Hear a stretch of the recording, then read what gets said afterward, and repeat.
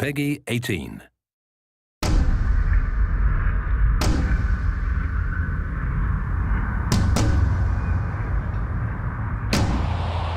We chose Death to be the character in Darksiders 2 because War really set the stage for the Darksiders universe and introducing new elements, and we felt bringing in a new horseman with a totally new playstyle, different personality would be really cool, and Death is probably the most well-known of the four horsemen, so we thought he should get his shot.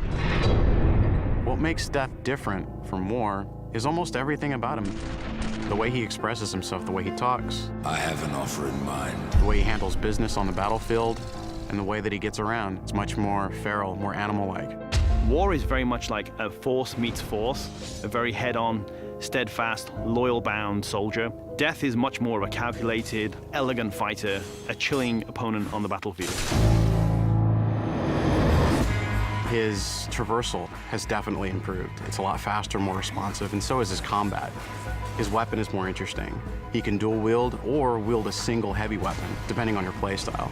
Death's primary weapon is a scythe. It's kind of a unique one. It's sort of a multi-purpose Swiss Army scythe, and he can use it with two different blades. He can attach it together to form the more traditional Reaper scythe. He can use it as a pole arm. Of course, he doesn't stop that. He'll pretty much use any weapon that's made available.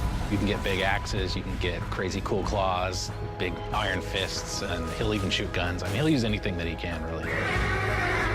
The main improvement from Darksiders 1 to Darksiders 2 was depth. We wanted to make the game more involved. We wanted to have more context. We wanted the player to really feel like they're in a real world with people living there, stuff going on, things going on. We give them more items to tell their own character, more characters to speak to, so we've got a lot more immersion on the story side of the game. The first game, most of it took place on Earth, so now we were totally free to create all these new areas. We have angelic fortresses, demon cities, the City of the Dead. It got our team super excited. On top of that, there's a lot of weapons and armor, and obviously the new character as well, Death. Death's the most feared, and he's one of the oldest horsemen in the fiction. They kind of look at him as a big brother. He's feared just because when he really gets down to business, he is the death dealer. That's sort of his thing. He wears his mask as an executioner's mask. That's his trade, that's his business. He takes people down. He doesn't wait for things to happen, he causes them to happen, so it's a much more aggressive style of game and a more aggressive character. I mean, I guess it's all wrapped up in his name, right? War implies some conflict, but Death's the final end. Who doesn't fear that?